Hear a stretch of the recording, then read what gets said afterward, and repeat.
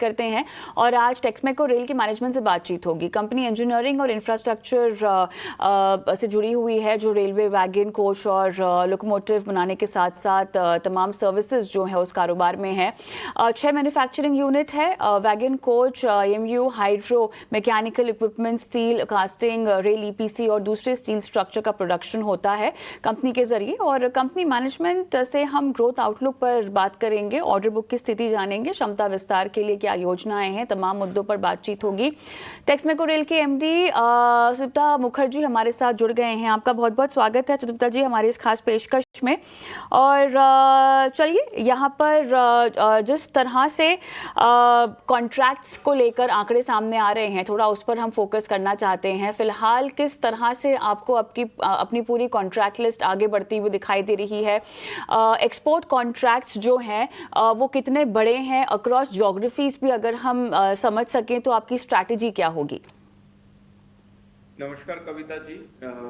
तो हमारे आंकड़े जो है, मैं ये एक्सपोर्ट ऑर्डर से चालू करता हूं। तो एक्सपोर्ट ऑर्डर अभी ये जो रिसेंटली हमें मिला अफ्रीका कॉन्टिनेंट से, तो ये देश के फ्रेट रोलिंग स्टॉक मैप में सबसे बड़ी कॉन्ट्रैक्ट है।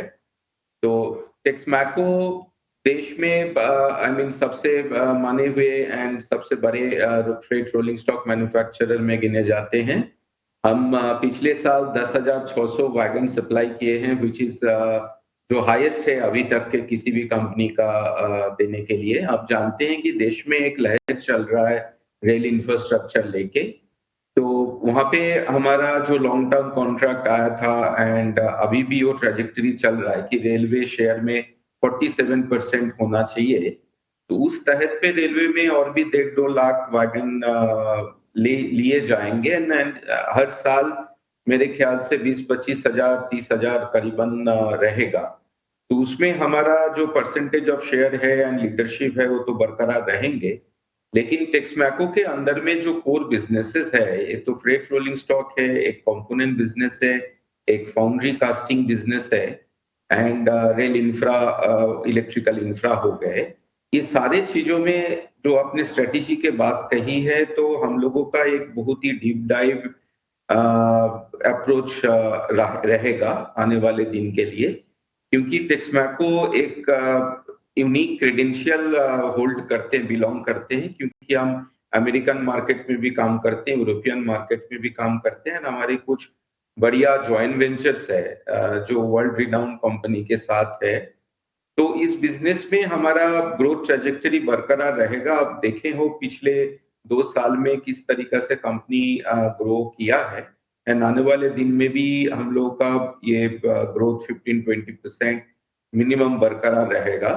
एंड इसको छोड़ते हुए भी कंपोनेंट डिवीजन रोलिंग स्टॉक आप ले लीजिए, तो हमारे स्ट्रेटेजी ये है कि हम देश को सप्लाई करते करते अभी इस कैपेबिलिटी पे कदार पे पहुंचे हैं कि ग्लोबली भी हम कॉम्पीट कर सक रहे हैं एंड ग्लोबल मार्केट हमको बहुत ही अच्छा रिस्पॉन्ड कर रहे हैं। और इंडिया एज ए होल देश के ऊपर एक बहुत बड़ा बिलीफ आया है इंडियन प्रोडक्ट के ऊपर, इंडियन के ऊपर।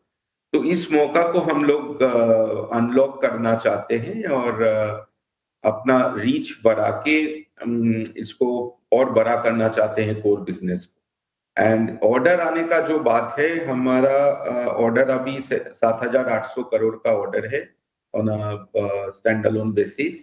तो हम लोग को मानना ये है कि आने वाले इस साल से लेके आने वाले 2-3 साल में अब जो ग्रोथ ट्रेजेक्टरी हमने कहा कंपनी का, उसके साथ तालमेल रखते हुए आप देखेंगे बहुत ही बड़े बड़े ऑर्डर आने वाले हैं। ये देश का भी अंदर में हमारा लीडरशिप पोजीशन हम उम्मीद करते हैं बरकरार रखेंगे और नए नए रीजन में वर्ल्ड में टेक्समैको का जो कोर प्रोडक्ट्स है एंड इंफ्रास्ट्रक्चर एरिया में हम लोग को ऑर्डर मिलने का उम्मीद है। बिल्कुल। सुदीप्ता जी, थोड़ा सा मार्जिन्स पर मुझे बात करना है आपसे। अब जिस तरह से हमने Q4 मार्जिन इम्पैक्ट देखा था, ये क्या नॉर्मलाइज होगा? क्योंकि अब देखिए नए वित्त वर्ष की पहली तिमाही के नतीजे भी आएंगे यहाँ पर। मार्जिन्स में किसी भी सुधार की हमें उम्मीद करनी चाहिए, या ये रेस्ट्रिक्टेड लेवल्स पर ही रहेंगे और वही उम्मीद हमें पकड़ के चलनी चाहिए जो पिछले साल की आखिरी तिमाही में हमने देखी इन टर्म्स ऑफ मार्जिन्स? नहीं, मार्जिन में आप इम्प्रूवमेंट जरूर देखेंगे कविता जी, क्योंकि ये जो आप Q4 का बात आपने किया, Q4 में एक ऐसे तो ठीक ही था, बिकॉज बीच बीच में जो रेल व्हील का अवेलेबिलिटी एंड प्रोडक्ट मिक्स में वो मेंटेन नहीं हो पाया था। बट अभी ओवरऑल आप अगर देखेंगे आने वाले दिन में जो हमारा माने प्लानिंग है और जो ऑर्डर बुक है और जिस हिसाब से हम एग्जीक्यूट कर रहे हैं, तो ईयर टू ईयर बेसिस में आप पिछले साल से जरूर अच्छा उम्मीद रख सकते हैं कि मार्जिन बहुत अच्छे इंप्रूवमेंट होंगे, एंड हम लोग उम्मीद करते हैं कि लोअर टीन में पहुंचने का। थोड़ा सा रेवेन्यू गाइडेंस अगर आप हमारे साथ शेयर कर सकें पूरे FY26 के लिहाज से, किस तरह से आपको लगता है कि जो समीकरण बन रहे हैं बाकी डोमेस्टिक और इंटरनेशनल एक्सपोर्ट्स को लेकर भी, किसी भी तरह के रेवेन्यू गाइडेंस में सुधार या बढ़ा हुआ नंबर, क्या हम उम्मीद कर सकते हैं ऐसी? हम लोग उम्मीद करते हैं कि जिस हिसाब से चल रहा है कविता जी, पिछले साल हम लोग ओवरऑल 5,100 करोड़ करीबन टॉप लाइन किए थे। तो हमारा टारगेट तो है कि 10-15% मिनिमम वहां पे बढ़ना चाहिए, लेकिन आप ज्यादा इम्प्रूवमेंट इस बार उसके साथ साथ आप ये भी देखेंगे कि बॉटम लाइन में और जो मार्जिन इम्प्रूवमेंट का बात आप कर रहे हैं, वो सब में आपको सुधार नजर आने का उम्मीद हम लोग रखते हैं, क्योंकि हम उसी हिसाब से काम कर रहे हैं। एंड कुछ कुछ बिजनेस में इंडिविजुअली भी आप देखेंगे कि बहुत ही एवरेज अगर आपका लोअर टीम में भी रहे, बट कुछ कुछ बिजनेस में आप देखेंगे कि सिग्निफिकेंट और हायर लेवल में भी आना चालू हो गया, जो आपका अगला 2-3 साल में आपको बड़े बड़े दिखेंगे on a consolidated manner. Alright, ये भी बताइएगा मुझे अब डिमांड मोमेंटम, क्योंकि हम अक्रॉस सेगमेंट्स की यहाँ पर बात कर रहे हैं, आप बैठे हैं तो सभी सेगमेंट्स की फिलहाल स्टेटस जानना होगा। तो अक्रॉस द बोर्ड मुझे डिमांड बताइएगा, कहाँ पर ज़्यादा है, कहाँ पर वीक है, और उसको सुधारने की कोशिश भी चल रही है, और आने वाली तिमाहियों में हम बेहतर डिमांड भी देखेंगे वीक सेगमेंट्स में। कैसा demand scenario across segments pan out हो रहा है? हम लोग जिस सेगमेंट में हैं, फॉर्चुनेटली हर एक में हम लोगों को अच्छा खासा डिमांड नजर आ रहा है। आप अगर देखेंगे कि रोलिंग स्टॉक डिवीजन में बा कंपोनेंट डिवीजन में रेलवे का जो मिशन है नेशनल रेल प्लान के तहत पर railway and government of India उसी प्लान को मान रहे हैं। अभी हम लोग एक सबसे बड़ा जो कॉन्ट्रैक्ट निकला था 2-2.5 साल पहले, उसके बीच में है, एंड फिर भी रेलवे कंटिन्यू प्रोक्योर करे जा रहे हैं। एंड हम उम्मीद करते हैं कि इस साल और 20-25 हजार वैगन आने का चांसेस है। एंड जो बड़ा प्लान है कि 47% लॉजिस्टिक शेयर में रेलवे का होना है, तो उस हिसाब से ये मोमेंटम जारी रहेगा।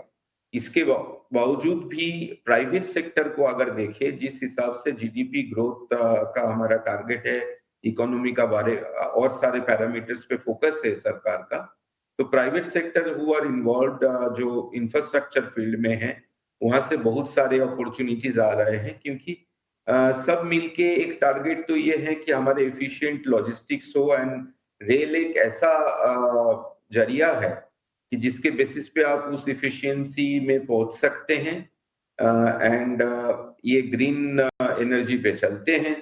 तो ये जो ट्रैक्शन है, ये हमारे देश में ये मोमेंटम हमको लगता है कि मिनिमम 5-7 साल तो कहीं नहीं जाएगा, ऐसे ही चलेगा और इससे बढ़ेगा। एंड ओवरऑल वर्ल्ड में इस ट्रेजेक्टरी में सिमिलर लोग सोचने लगे हैं, क्योंकि better connectivity and lower inflation, GDP growth, infrastructure development, इसमें कुछ भी आप करेंगे, फॉर्चुनेटली हम जिस सेगमेंट में हैं रेलवे के, तो रेलवे को तो इम्पोर्टेंस देना ही पड़ेगा। तो उस हिसाब से rail infrastructure, rail rolling stock, इसका मेंटेनेंस, ये आने वाले दिन के एक बड़ा थीम होने जा रहे हैं, एंड गेम चेंजर होने जा रहे हैं। for the economy to change and refix in a upward scale and continue momentum जारी रखने के लिए। तो हम जिस सेगमेंट में हैं इस हमको तो बहुत ही बुलिश पिक्चर लगते हैं, इसीलिए हम अपना capability and capacity and efficiency में फोकस दे रहे हैं कि हम अच्छे से अच्छा इसमें से कर पाए। राइट, बहुत अच्छा लगा आपसे बातचीत करके। सवाल मेरे पास बहुत सारे हैं लेकिन बातचीत का समय समाप्त हुआ है। सुदीप्ता जी, धन्यवाद आपका। हम एक ब्रेक लेते हैं झटपट। तपन मेरे साथ बने हुए हैं। ब्रेक के बाद बात होगी टेक्समेको रेल की तपन के साथ। बाकी स्टॉक स्पेसिफिक एक्शन पर भी फोकस होगा। मिलते हैं।